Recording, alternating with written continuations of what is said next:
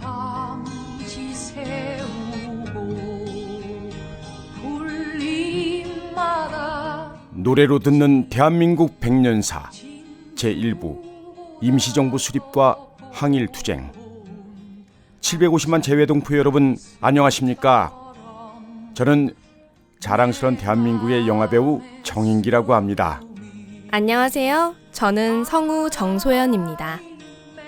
2019년 올해는 우리에게 무척 뜻깊은 해입니다. 3.1운동 그리고 대한민국 임시정부 수립 100주년이 되는 해이기 때문이죠. 그렇습니다. 노래로 듣는 대한민국 백년사. 이 오디오 콘텐츠는 750만 재외 동포들에게 우리의 말과 역사, 문화를 가르치는 현장에서 교육 자료로 활용하기 위해 재외동포재단이 마련한 소중한 자료입니다. 이 귀한 사업에 참가하게 되어 저도 개인적으로 영광입니다. 저 또한 전 세계 여러 곳에서 살고 계신 재외동포 여러분에게 인사를 드리게 된 점 기쁘게 생각합니다. 그런데 정수현 씨, 대한민국 임시정부 수립이 상징하는 것은 무엇일까요? 우리 손으로 국가의 기틀을 만들었다는 거 아닐까요? 그렇습니다. 나라를 빼앗겨 엄혹했던 그 시절, 우리 민족은 3.1 만세운동으로 독립을 선언했습니다. 그리고 한 달여 만인 1919년 4월 11일 중국 상하이에서 임시의정원을 구성하고 대한민국 임시정부를 수립했습니다.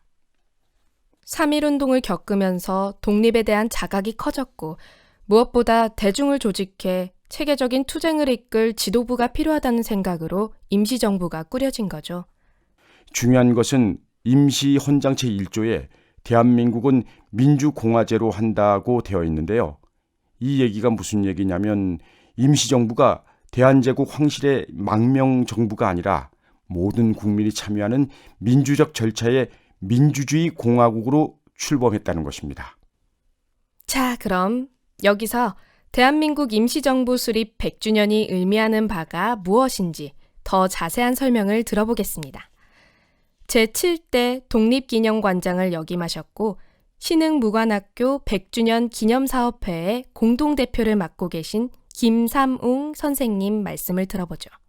1919년 3월 1일을 기점으로 해서 당시 우리나라의 인구가 2천만 명 정도였는데 그 10분의 1도 더 되는 202만 명 정도의 연인은 일제에 저항해서 독립만세를 불렀어요. 우리 역사상 최초의 일입니다. 남녀노소, 지역, 계층, 종교 모든 것을 초월해서 전 국민이 한 덩어리가 돼서 일제 식민지 체제를 거부하고 그리고 더불어서 이제는 군주 체제가 아닌 민주공화제다. 이런 데 합의를 해서 그 결과 1919년 4월 11일 날 중국 상하이에서 대한민국 임시정부가 수립이 됐습니다.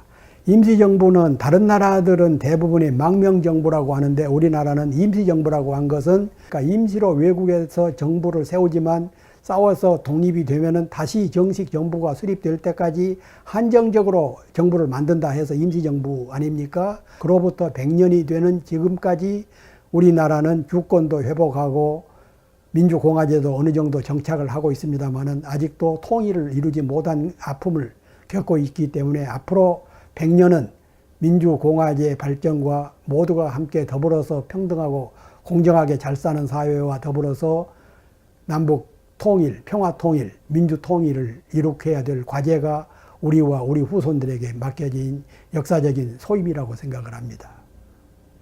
그러니까 1919년 시작된 대한민국 임시정부는 주권 국민의 대표기관이자 독립운동의 통합기구였다는 말씀이죠. 그렇습니다. 대한민국 임시정부는 여러 방법으로 이 재정 기반 마련에 애쓰기도 했는데요.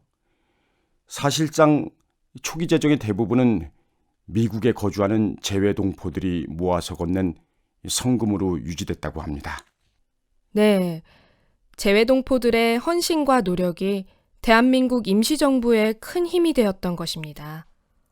그렇습니다. 어쨌든 중요한 것은 대한민국 임시정부가 조직적이고 활발한 항일 투쟁에 나서면서 중국 국민당의 장제스 총통, 미국의 루즈벨트 대통령에게 큰 영향을 끼쳤다는 것입니다. 그 중에서 정말 상징적인 사건이 있었죠. 1932년 상하이 사변을 일으켜 승리한 일본군은 4월 29일 일왕의 생일에 맞춰 상하이 훈커우 공원에서 전승기념 축하식을 열게 되는데요. 그 정보를 미리 입수한 한인애국단 소속의 윤봉길 의사가 이 단상에 폭탄을 던져서 육군대장 시라카와 요시노리를 비롯해 일본군 수뇌부가 죽거나 다치는 사건이 발생합니다. 윤봉길 의사의 상하이 의거는 전 세계에 알려졌습니다. 당시 장제스는 중국 100만 대군도 하지 못한 일을 조선의 한 청년이 해냈다고 격찬했습니다. 임시정부의 존재를 확실히 각인시킨 사건이 된 것입니다. 윤봉길 의사는 일제에 의해 일본 오사카로 압송돼 1932년 12월 19일 가나자와 육군 형무소 공병 작업장에서 십자가 형틀에 매여 총사령에 처해지는데요. 25살 젊디 젊은 나이로 순국하신 윤봉길 의사는 마지막으로 이런 말씀을 하셨습니다. 아직은 우리가 힘이 약하여 외세의 지배를 면치 못하고 있지만 세계 대세에 의하여 나라의 독립은 머지않아 꼭 실현되리라 믿어 맞지 않으며 대한남아로서 할 일을 하고 미련 없이 떠나가오. 일제강점기 내내 윤봉길 의사뿐만 아니라 많은 애국지사들이 일제의 항거에 무장투쟁을 했습니다. 예, 너무나 유명한 청산리 대첩, 그리고 영화로 만들어진 봉오동 전투 등 항일 무장단체들이 일본 군대와 전투를 벌여 크게 승리한 전투가 있었고요. 의열단은 박재역의 폭탄 투척을 시작으로 김익상, 김상옥, 나석주 등의 의거가 있었습니다. 그리고 태평양 전쟁이 발발하자 임시정부 산하 광복군은 실제 전투에 참가해 연합군의 일원으로 미군, 영국군과 함께 버마전선에서 일본군에 맞서 싸웠습니다.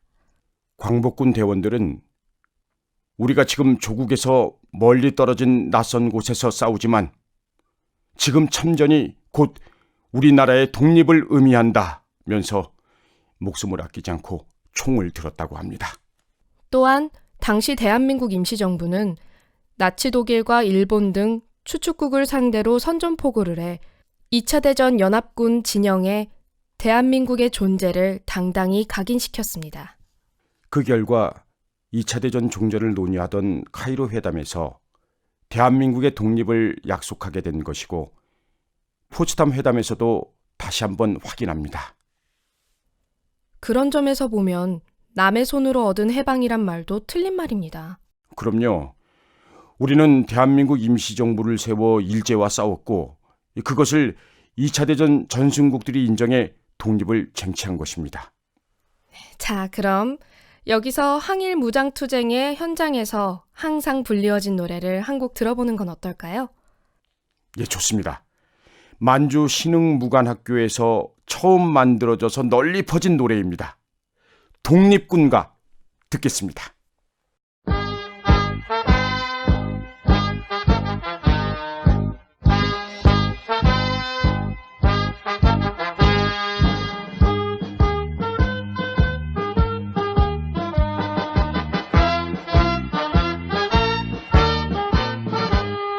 신대 한국 독립군의 100만 용사야 조국의 부르심을 내가 아느냐 삼천리 삼천만의 우리 동포들 건지리 너와 나로다 나가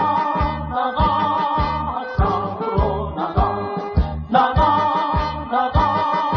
싸우러 나가 독립문의 자유 종이 울릴 때까지 싸우러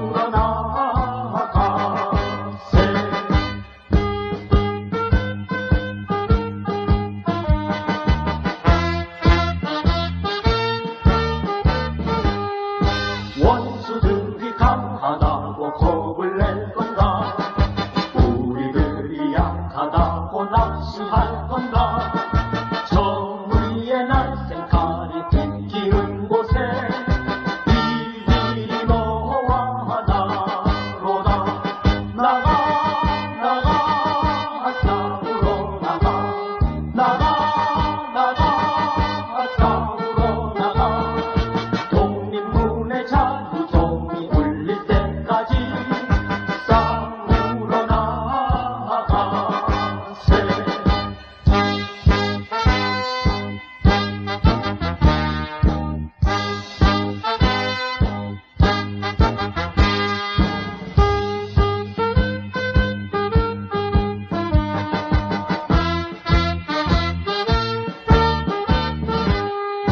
너 살거든 독립군의 용사가 되고 나 죽으면 독립군의 혼령이 되니 동지야 너와 나의 소원 아니냐.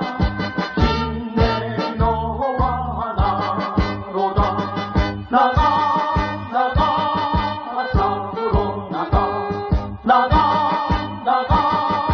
싸우러 나가. 독립문의 자유종이 울릴 때까지 싸우러 나가세.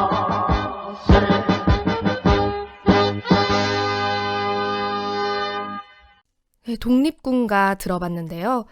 원곡은 미국의 조지아 행진곡에 우리말 가사를 붙인 곡입니다. 그렇습니다. 이 독립군가는 1919년 설립된 독립군 양성기관인 신흥무관학교에서 처음 불리워지던 노래의 가사를 개사해서 만주 지역의 항일 무장단체들 사이에 널리 알려졌고 나중에 임시정부에서도 채택한 군가라고 합니다. 그런데 2012년 KBS에서 제작한 각시탈이란 드라마에서도 독립군이 이 노래를 부르는 모습이 등장해서 독립군가가 많이 알려졌습니다. 예, 국방홍보원과 국가보훈처에서도 이 기념음반을 만들어서 무료로 배포하고 있는데요. 특히 이 크라잉넛이라는 락밴드가 부른 버전의 독립군가 들어보죠.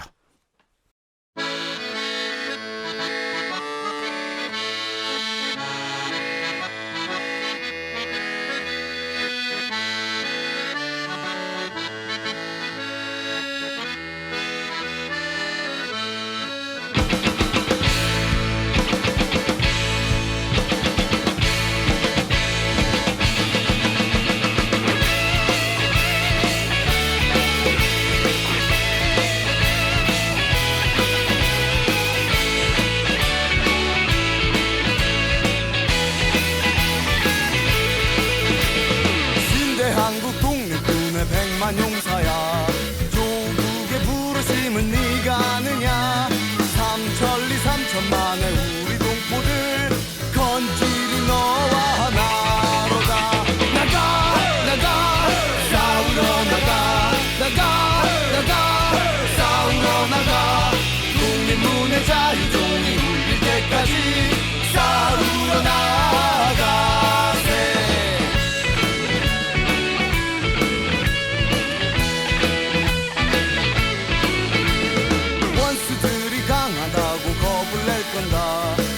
우리들이 약하다고 낙심할 건가. 정의의 날쌘 칼이 빗기는 곳에 이 길은 너와 나로다. 나가 싸우러 나가 싸우러 나가. 독립문의 자유종이 울릴 때까지 싸우러 나가세.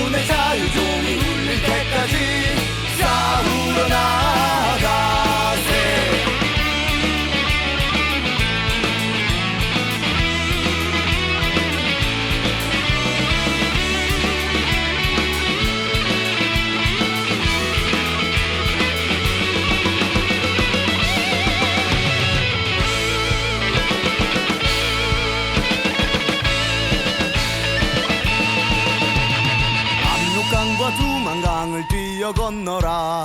악독한 원수물이 쓸어 몰아라. 잃었던 조국 강세 회복하는 날 만세를 불러보세.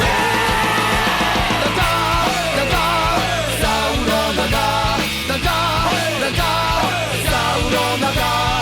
독립문의 자유종이 울릴 때까지 싸우러 나가세. 싸우러 나가, 싸우러 나가. 독립문의 자유종이 울릴 때까지 싸우러 나가세.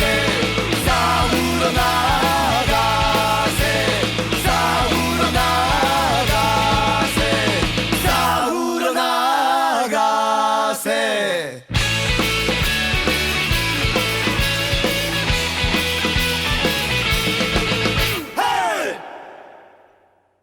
어떻습니까? 독립군가가 락 음악의 DNA를 받으니까 완전히 새로운 느낌이 되죠? 네, 그러네요. 대한청년의 기계가 느껴집니다. 사실 일제강점기 항일 무장투쟁 현장에서의 이 노래는 독립에 대한 희망과 이 투지를 일깨워주는 역할을 합니다. 독립군가는 여러 곡이 만들어졌는데요. 동학혁명을 노래한 새야 새야 파랑새야라는 노래가락에 맞춰 부른 의병창의가 같은 독립군가가 있었고요. 또 용진가와 광복군 행진곡, 항일 전성가 등 많은 독립군가들이 만들어지고 불리워져서 항일 투쟁의 의지를 고취시키고 독립군의 사기를 높였습니다. 자, 그럼 여기서 독립운동이 어떻게 전개됐는지 그 방향성과 의미에 대해 김삼웅 전 독립기념관 관장의 말씀을 들어보죠.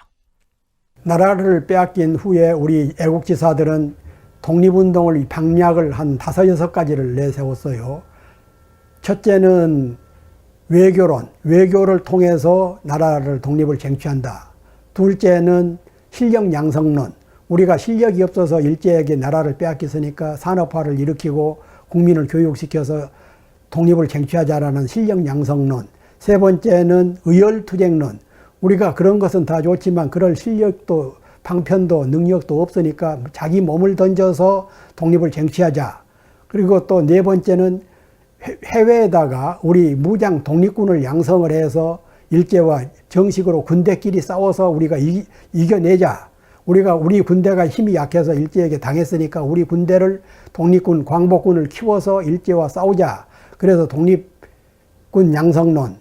그리고 이제 그때는 그 의열투쟁론, 의병투쟁론 또는 그 아나키즘 운동론, 또 그 무렵에는 러시아에서 볼셰비키 혁명이 일어났던 직후라 사회주의 혁명론, 이런 여러 가지가 있었습니다만은 세계 식민지 역사상 우리나라처럼 그렇게 다양한 방법으로 독립운동을 쟁취한 민족은 우리가 유일합니다. 예, 항일 무장투쟁이 어떻게 전개됐는지를 잘 설명해 주셨습니다. 네, 그런 투쟁의 결과로 그토록 바라던 독립을 쟁취할 수 있었습니다. 그런데 군가는 아니지만 독립군의 이야기를 담은 노래도 있습니다. 어떤 노래예요? 김정구가 부른 눈물 젖은 두만강입니다. 사실 이 눈물 젖은 두만강은 우리 가요사에 큰 의미가 있는 곡입니다. 한국인치고 이 노래를 모르는 사람은 거의 없죠. 그쵸. 저도 따라 부를 수 있을 정도니까요. 눈물 젖은 두만강은 우리 민족의 슬픈 한 시절을 담고 있는 노래입니다. 눈물 젖은 두만강 가사에서 말하는 그리운 내님은 두만강 건너편 용정촌에서 일제의 저항에 싸우다 희생된 항일 독립투사 혹은 빼앗긴 나라이자 광복될 조국을 상징한다고 합니다. 자, 그럼 여기서 김정구가 부른 눈물 젖은 두만강을 듣고 이야기를 계속 나눠보죠.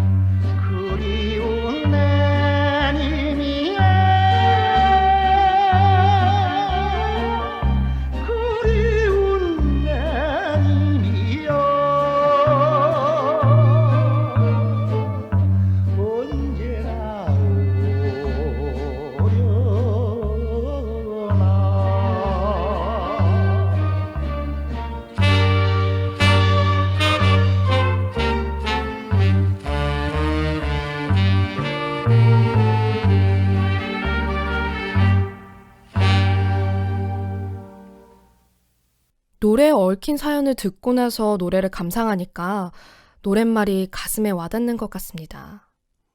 사실 눈물 젖은 두만강은 우리에겐 아리랑 같은 노래입니다. 한민족이라면 누구나 마음이 뭉클해지는 느낌을 주거든요. 특히 남과 북을 이어주는 노래로 꼽히기도 하죠. 평양에서 공연을 했던 강산해가 부른 라구요라는 노래에 이 눈물 젖은 두만강 가사가 첫 소절로 등장하고요. 북한이 자랑하는 집단극 아리랑 첫 부분에도 테너 가수의 목소리로 눈물 젖은 두만강이 나옵니다. 이제 뭐 민족의 노래가 된 것 같습니다. 그런데 다른 얘기를 좀 해보자면 한국 대중가요사에서의 그 최초의 대중가요가 어떤 곡인지 아십니까? 윤심덕이 부른 사해찬미가 사실상 처음으로 폭발적인 인기를 끈 대중가요로 알고 있습니다. 그런데 사해찬미는 이바노비치의 다뉴브강의 잔물결이란 클래식이 원곡이라면서요? 맞습니다. 이 클래식 원곡에 한국 최초의 소프라노 윤심덕이 직접 가사를 붙여서 부른 곡인데요. 1926년 8월에 발매되어 큰 인기를 누렸던 노래 사해찬미 들어보겠습니다.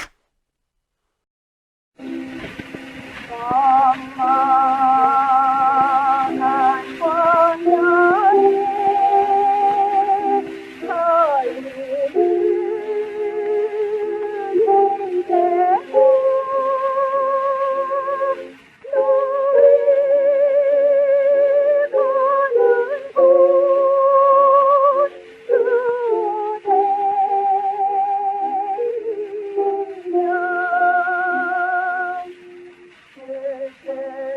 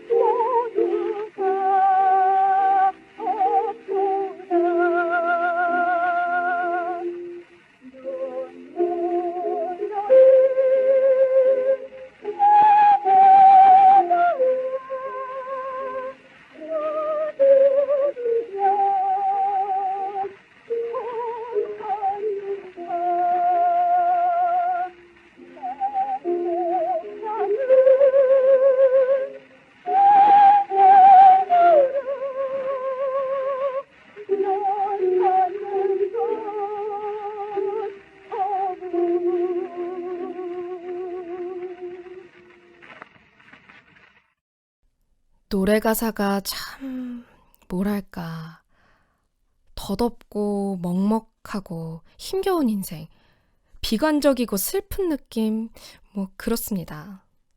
사회 참여는 지금 들어도 뭔가 염세적이면서도 허무하면서 이 사람을 끌어들이는 묘한 매력을 느끼게 하는 곡입니다. 그런데 윤심덕은 어떤 인물이었나요?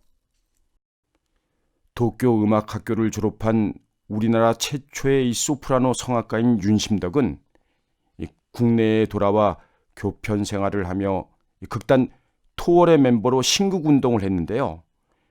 1926년 당시 유성기 음반을 녹음하기 위해 오사카에 가게 되는데 갑자기 녹음 예정이 없던 다뉴브강의 잔물결에 이 스스로 가사를 붙인 사회찬미라는 곡을 추가해서 녹음하게 됩니다. 아, 원래 예정에 없었던 곡이라고요? 예, 이 특이한 것은 이 노래를 취입한 그 윤심덕은 이틀 뒤 이 배를 타고 귀국하던 중 이루어질 수 없는 사랑의 상대였던 극작가 김우진과 함께 대한해협의 투신에 실종되고 맙니다. 비극적 종말을 맞은 윤심덕의 실화와 맞물려 사회찬미라는 노래에 사람들의 관심이 쏠리게 된 거죠. 그런데 사회찬미 이 노래 한 곡이 당시에 음반산업 판도를 바꿔놨다고요? 그렇습니다. 윤심덕의 사회찬미 앨범이 폭발적인 인기를 모으면서 10만 장이나 팔렸습니다. 와, 당시로서는 대단한 판매량이었겠네요. 덕분에 유성기가 엄청난 숫자로 보급되고 음반 산업의 촉진제가 됐다 해도 이 과언이 아닙니다. 이후 1930년대 조선의 음반 산업은 황금기를 맞게 되는데요. 유성기 보급이 30여만 대, 연간 음반 판매량은 100만 장을 넘어서게 되는 거죠. 노래 한 곡이 엄청난 효과를 몰고 온 것 같은데요. 국내에서도 몇 년 전 헤어하라는 영화에 사회찬미라는 노래가 소개되면서 젊은 세대들에게 많이 알려지게 됐습니다.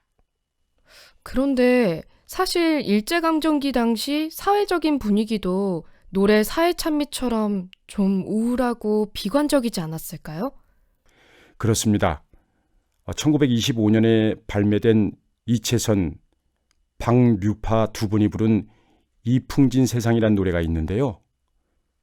풍진 세상이라는 게 뭔지 아시겠어요? 풍진 세상... 글쎄요. 바람 풍자를 써서 바람이 분다 뭐 그런 뜻인가요?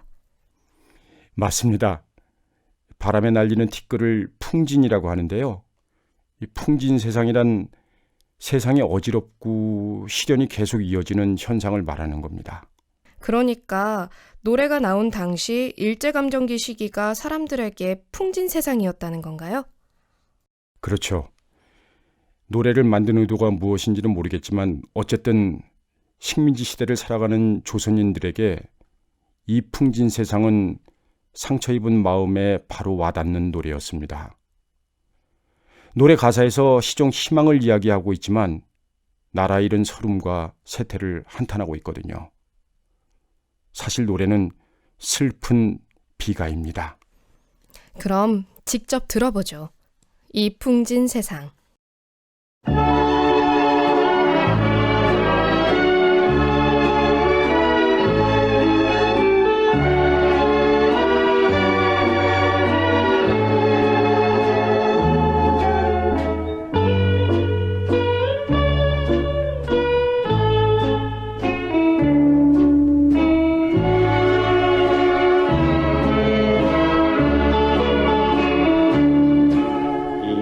풍진 세상을 만났으니 너의 희망이 무엇이냐 부귀와 영화를 누렸으면 희망이 족할까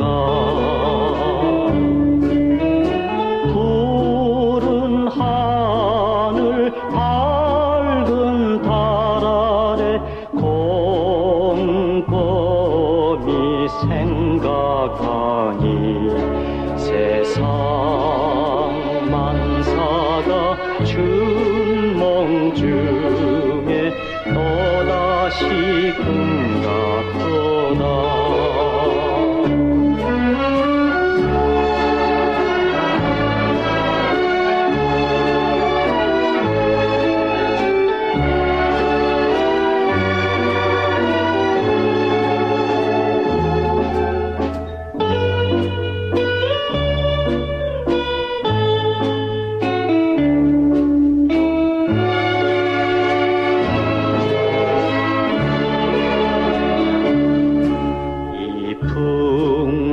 세상을 만났으니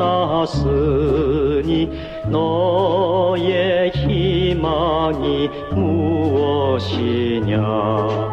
부귀와 영화를 누렸으면 희망이 족할까.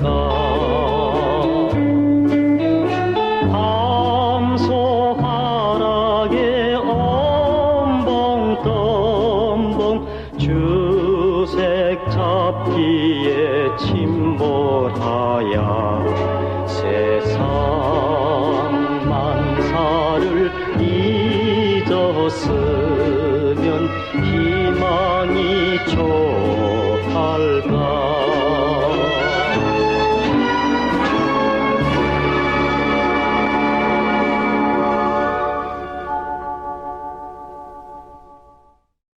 뭐랄까, 약간 찬송가풍의 노래네요. 이 노래는 원래 찬송가입니다.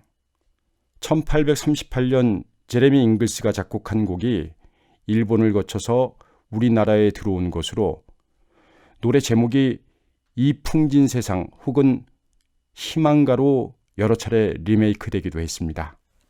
그런데 일제강점기는 나라를 잃은 서름도 컸지만 실제로 식민지 수탈의 대상이 되면서 조선 민중들의 삶의 질도 상당히 낮아졌다고 하죠. 그렇습니다. 일제에게 있어서 한반도는 그들을 위한 식량 보급기지였습니다. 특히 인근 곡창지대와 철도로 연결되어 있는 목포항과 군산항은 원래는 그렇게 큰 항구가 아니었는데 일제에 의해 쌀을 반출하는 주요 거점이 됐습니다. 말하자면 쌀 반출을 위해 건설한 항구였네요. 그렇죠. 일제는 목포항을 확장하고 엄청난 양의 쌀을 반출해 자기들 나라로 실어 나르는 수탈의 항구로 만들어버립니다. 그럼 우리 조선인들은 농사 지은 쌀을 다 뺏기고 배고픔에 시달려야 했던 거죠. 그렇습니다. 일본은 지금 그것을 두고 조선의 쌀이 일본에 수출됐다라는 터무니없는 주장을 하고 있는데요. 수출이 아니라 수탈이 올바른 표현입니다. 한 통계 자료에 따르면 일제강점기 기간 동안 조선에서 일본으로 실어 나른 쌀의 양이 무려 850만 톤이나 되는 것으로 나타났는데요. 당시 농업 생산성이 그리 좋지 않았고 일본인 지주들의 착취가 행해졌음을 생각해 볼 때 이렇게 수탈해 가면 당연히 조선 민중들은 배를 골아야 하는 낮은 질의 삶을 이어가는 수준이었다고 보는 게 정확할 겁니다. 얘기하다 보니 속이 상합니다. 네, 당시 수탈의 대상이 된 곡창지대 호남 사람들의 정서를 잘 담은 노래가 1935년 발표된 이난영의 목포의 눈물입니다. 노래 듣겠습니다.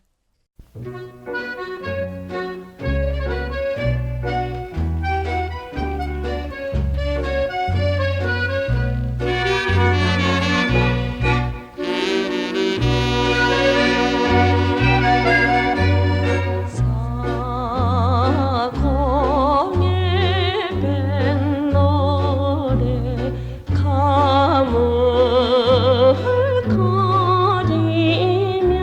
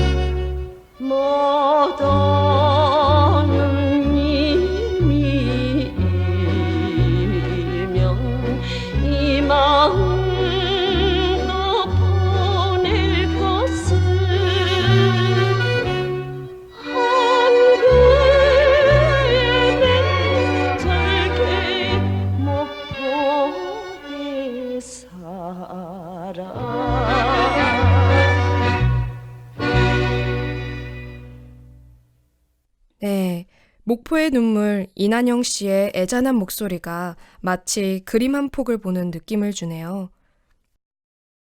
사실 목포의 눈물이 탄생할 수 있는 배경은 음반 산업이 더 규모가 커지면서였습니다. 그건 또 무슨 말씀이세요? 음반이 대중미디어로서 돈이 되는 산업으로 떠오르자 가수뿐만 아니라 노랫말을 공모하는 일도 있었습니다. 1934년 당시 조선일보가 주최한 전국 6대 도시 애창가 가사 공모전 당선작으로 문일석이란 사람이 쓴 가사가 뽑히게 되는데요.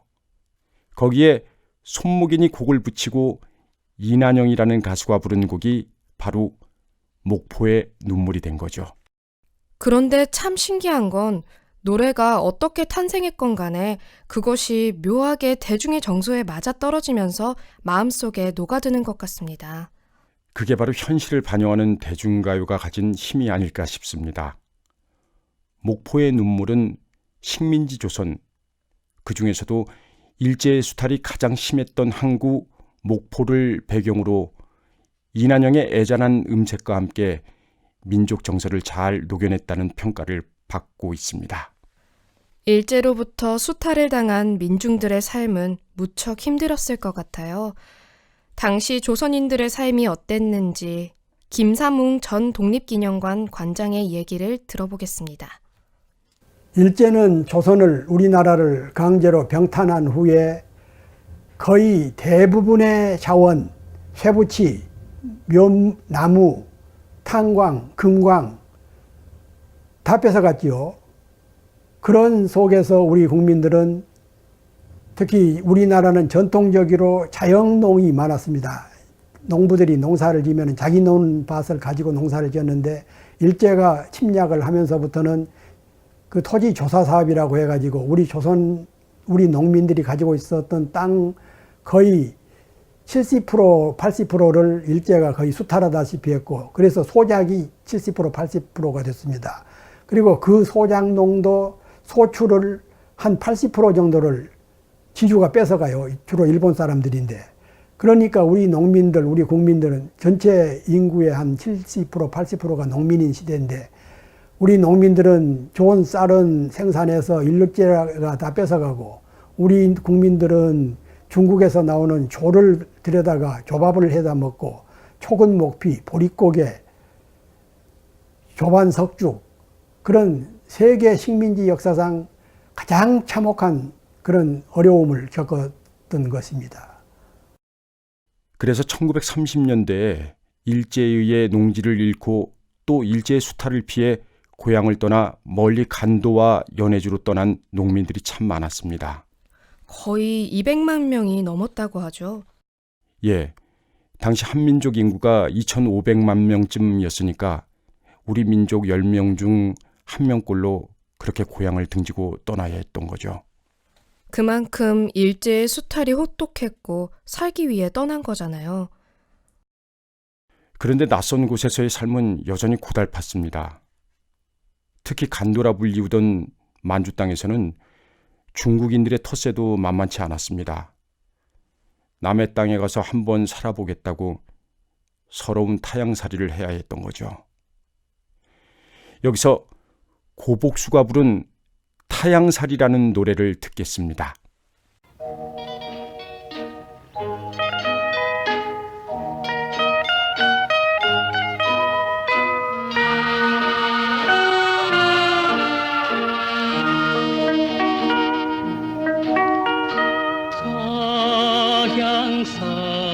타향살이며 대른가 손꼽아 헤어보니 고향 떠난 시련년에 청춘만 울고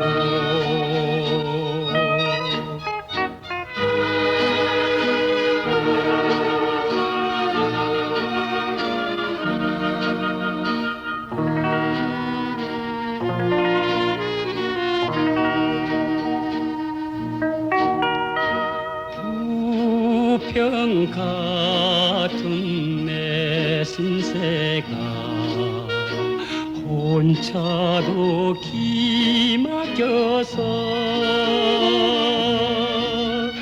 창문 열고 바라보니 하늘은 저쪽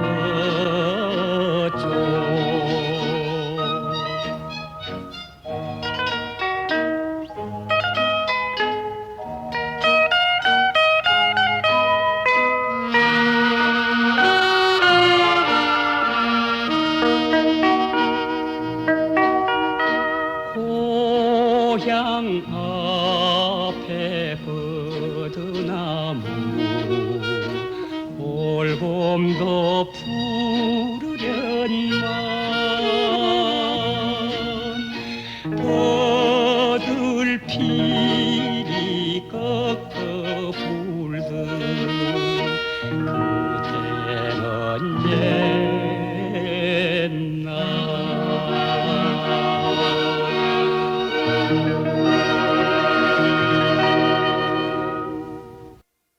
타향살이의 서름과 아픔을 잘 다독여준 노래 같네요.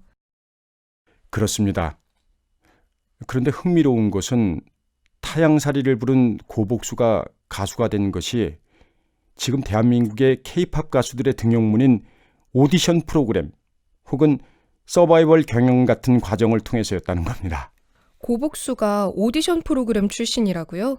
예, 1930년대는 음반 회사들이 조선에 뿌리를 내린 시대입니다. 오케 레코드, 콜롬비아사, 빅터 레코드사, 포리둘 레코드사, 시에콘 레코드사 등 여러 회사가 경쟁하듯 음반을 냈고 1932년에는 지금의 전국 노래자랑과 비슷한 전국 신인 가수 선발대회가 열렸는데 당시 2등을 차지한 가수가 바로 고복수이고 그때 부른 노래가 타향살이였던 거죠. 1930년대 최고 인기 가수 고복수가 그렇게 가수가 된 거군요. 그렇죠. 선발대회를 통해 자기의 실력으로 가수가 된 고복수는 타향살이에 이어서 의악새 슬피 우는 으로 시작되는 짝사랑이라는 노래까지 인기를 끌면서 당대 최고의 인기 가수가 됩니다. 가는 곳마다 객석의 여성 관객들이 울음바다를 만들었고 심지어 일부 여성 팬들은 까무러치는 소동까지 일으켰던 것을 보면 얼마나 인기를 끌었는지 짐작하게 합니다. 정말 인기가 대단했던 것 같은데 그런데 그 시절 가수가 되는 다른 방법은 없었나요? 있었습니다. 이 극단에서 활동하는 방법이 있었는데요. 흔히 막간 가수라고 해서 무대가 바뀔 때 나와서 배우들이 의상 등을 갈아입거나 준비를 하는 과정의 시간을 떼어주는 가수들이 있었습니다. 그 중에서 많은 가수들이 탄생했습니다. 그러니까 극단이 대중가요의 산실이자 대중가수의 배출기관이 된 거네요. 그렇죠. 1928년 앨범이 만들어진 황성예터를 부른 가수 이애리수 역시 당시 극단의 막간 가수로 활동을 했습니다. 황성예터 노래가 만들어진 배경은 어떻습니까? 예, 1928년 연극사라는 극단에서 이 순회 공연을 하던 당시에 폐허가 된 고려의 옛 궁토에서 영감을 받아 전술인 작사 왕평 작곡으로 만든 노래가 황성예터인데 그해 가을 서울 단성사 공연에서 이애리수가 부르면서 크게 히트해 삽시간에 전국으로 번져나간 노래입니다. 음반이 아니라 공연으로 먼저 유명해진 노래였네요. 그런데 당시 일제 식민지 정부였던 조선 총독부는 황성예터가 대한제국을 연상하게 한다 해서 금지했지만 오히려 불에 기름을 부은 것처럼 노래는 더 크게 유행했습니다. 그럼 여기서 황성예터 듣고 가야죠. 이애리수 대신 나훈아가 부른 황성예터를 들어보겠습니다.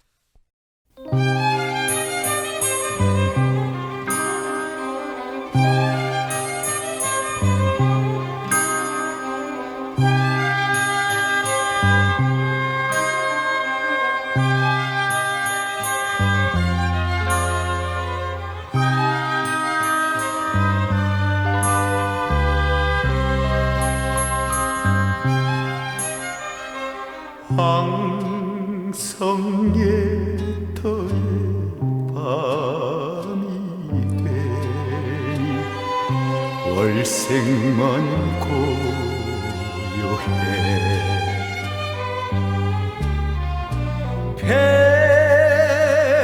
폐하에 서른 배포를 말하여 주노라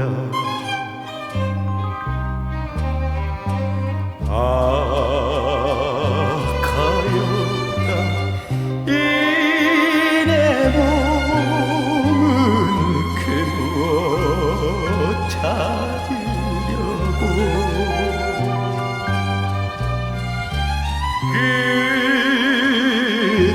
끝없는 꿈의 거리를 헤매여 있노라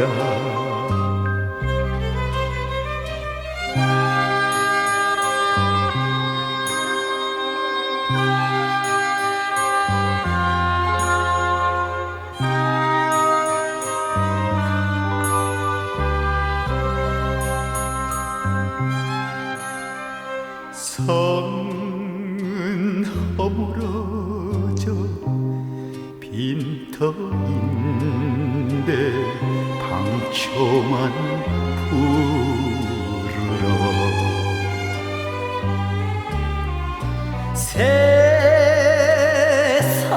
세상이 허무한 것을 말하여 주노라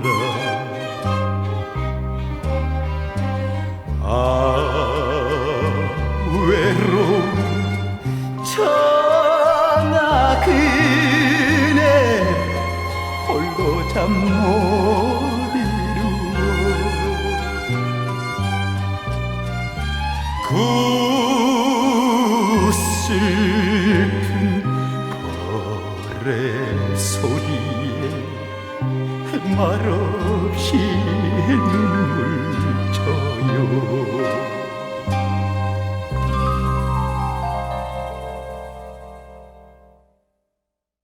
황성예터를 현대적으로 재해석했는데 그 감성만큼은 그대로 가져온 것 같네요. 그렇습니다. 중요한 것은 황성예터에 깃든 본질적인 슬픔, 그 근원은 역시 망국의 서름이 아닐까 싶습니다. 네, 일제감정기의 대중가요는 우리 민족의 나라 잃은 슬픔을 달래주는 위로의 손길 같은 역할도 한 것 같아요. 그렇습니다. 노래는 곧 시대를 대표하는 문화이자 감정을 도닥이는 치료제가 된 거죠. 그런데 당시 노래들이 대부분 일제감정기라는 상황 때문인지 허무와 눈물, 슬픔, 아련함, 뭐 그런 상실의 마음을 담은 노래가 유독 많은 것 같아요. 예, 그렇습니다. 일제강점기에 조선에서 발표한 대중가요 음반만 3천여 종에 달하는데 인기가 있던 곡들은 대부분 슬픈 애가들이었습니다. 특히 시련의 상처를 담은 노래들이 큰 인기를 누렸는데 이것은 나라 잃은 슬픔을 빗댈 수 있어서 보다 감정이입이 쉬웠던 것 같습니다. 네, 그런데 일제강점기에 앞서 소개한 고복수처럼 인기 스타들이 많이 있었나요? 지금의 아이돌 스타 못지않은 인기를 누린 가수가 또 있었습니다. 특히 젊은 여성들에게 큰 인기를 누린 남인수입니다. 남인수는 어떤 인물이었죠? 예, 이 남인수는 소년 시절 일본에 건너가 공장에서 일을 했고 학력도 일천한 데다 음악 교육도 제대로 받지 못했지만 타고난 아름다운 미성과 노래 해석에 대한 감각이 뛰어나 가수가 될 소질을 충분히 갖고 있었다고 합니다. 타고난 자질이 뛰어난 가수였군요. 그렇습니다. 1935년 17의 나이로 시엘은 레코드사를 무작정 찾아간 남인수는 당대 최고의 작곡가인 박시춘을 만나 애수의 소야곡이란 노래를 부르게 되는데 100년에 한 번 나올까 말까한 목소리다 해서 가요 황제라는 별명을 얻게 됩니다. 목소리가 어땠는지 궁금한데 남인수의 목소리로 들어보죠. 애수의 소야곡.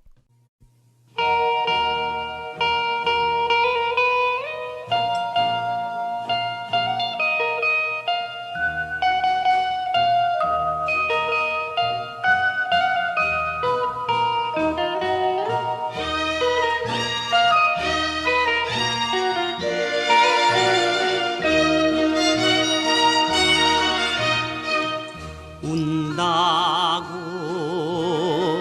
옛사랑이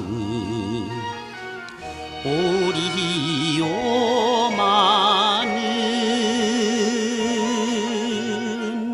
눈물로 달래보는 그 슬픈 이밤 고요히 창을 열고 별빛을 보면 그 누가 불러주나 휘바람 소리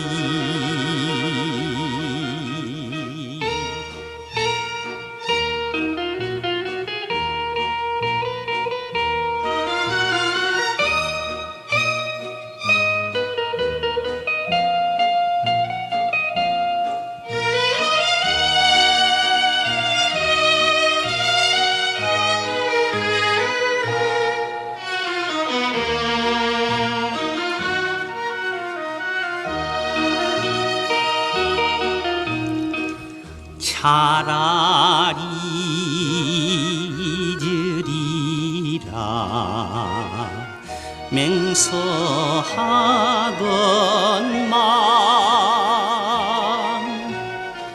못생긴 미련인가 생각하는 밤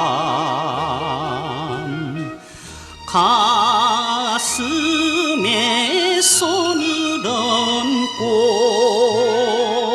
눈을 감으면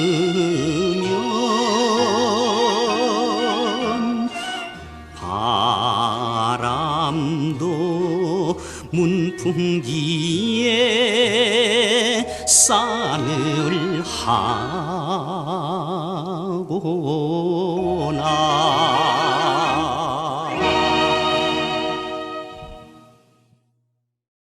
남인수의 목소리가 뭔가 갸냘프면서도 호소력이 있습니다. 남인수는 정말 엄청난 인기를 누렸습니다. 그 발표한 꽃이 핀 풋사랑도 크게 히트를 했고요. 그런데 1930년대에서 1940년대로 접어들면서 일제가 전쟁 총동원령을 내리지 않습니까?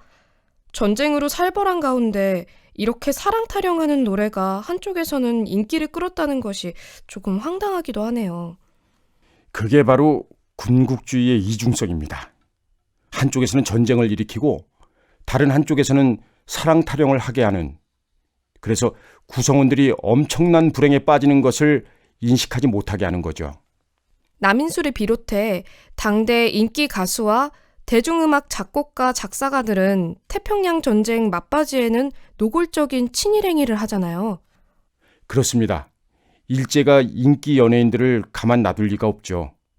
남인수를 비롯해 거의 대다수의 대중음악인들이 일제에 협력해 징병, 징용 등 강제동원에 적극 나서자는 충성의 노래를 만들어 바칩니다. 일례로 남인수가 부른 감격시대라는 노래가 해방의 기쁨을 노래한 것으로 호도되어 광복절 공연에서 불려지기도 했는데, 이 사실은 일본군의 난징 점령을 미화하고 축하하는 노래였습니다. 그 밖에도 남인수가 부른 강남의 나팔수, 병원선을 비롯해 장세정이 부른 지원병의 어머니, 진박남이 부른 결전 태평양, 백년설이 부른 아들의 혈서, 이화자가 부른 결사대의 아내 등 이루 헤아릴 수 없이 많은 친일 군국가요가 판을 칩니다. 좀 무서운 얘기네요. 인기 있던 가수들이 전쟁을 미화하고 총알바지로 나가라고 등 떠미는 노래를 불렀다니.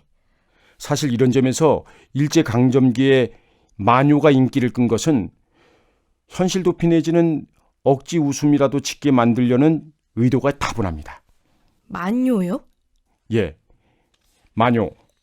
일종의 코믹송이라고 보면 되는데요. 이 웃기는 그림을 만화라 부르듯이 웃음을 유발하는 노래를 만요라고 부릅니다. 한국적인 해학과 흥이 깃든 노래가 만요인데 그 대표적인 노래가 바로 박향님이 부른 오빠는 풍각쟁이입니다. 그럼 여기서 오빠는 풍각쟁이 들어보죠.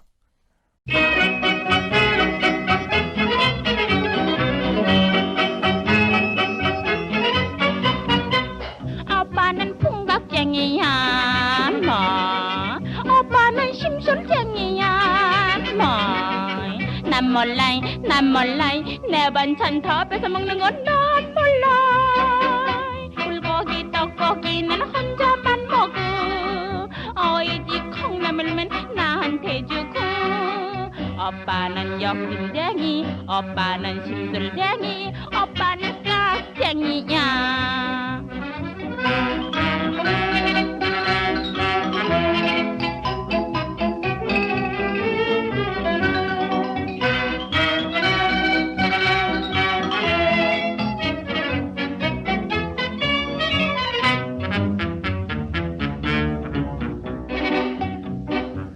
오빠는 투집쟁이야 뭐 오빠는 심술쟁이야 뭐난 시려이 내 편지 난 몰래 보는 건 난 시려이 명치다 구경 갈 땐 혼자만 가고 심부름 시킬 때면 엄벙땡하고 오빠는 핑계대니 오빠는 안달쟁이 오빠는 투집쟁이야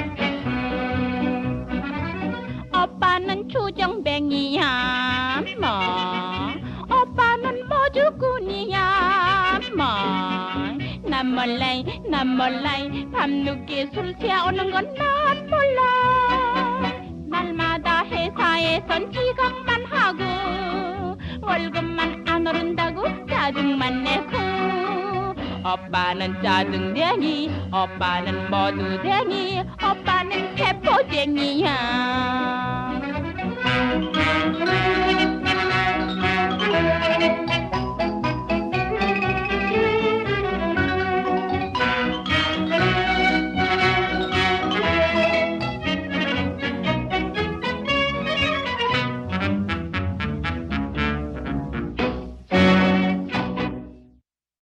노래만 들어도 우스꽝스럽네요.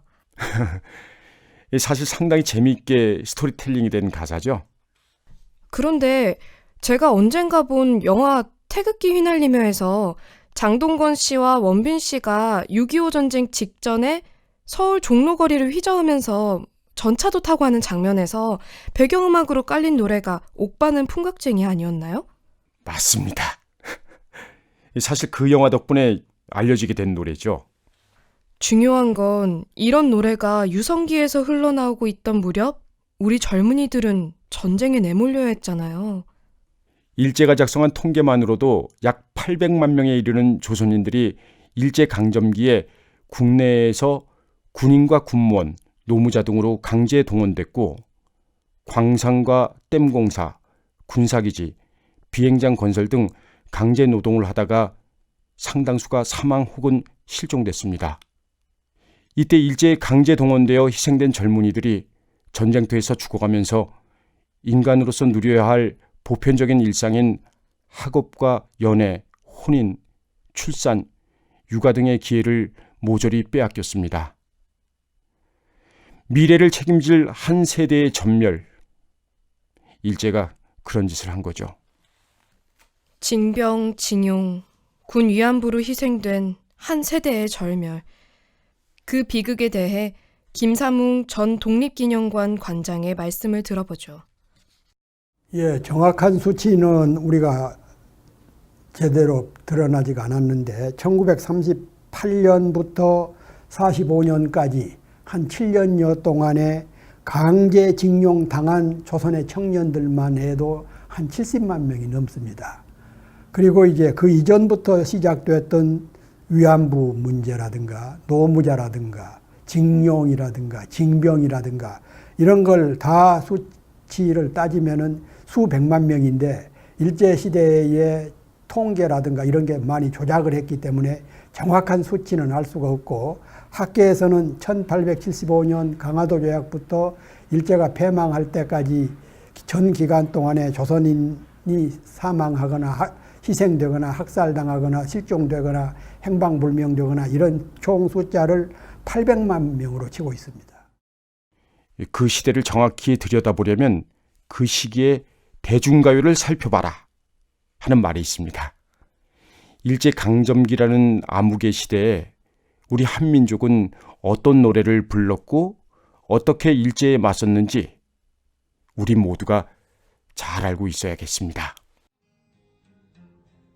노래라는 것이 그렇습니다. 고통스러운 순간이 닥칠 때 늘 가진 것 없는 사람들의 입에서 맴돌았습니다. 그리고 그 노래를 다시 기억할 때 그 멜로디와 가사는 우리가 살았던 지난날의 역사가 되었습니다. 네, 대한민국 임시정부 수립 100주년을 맞아 재외동포재단에서 제작한 노래로 듣는 대한민국 100년사. 지금까지 제1부 임시정부 수립과 항일투쟁이었습니다.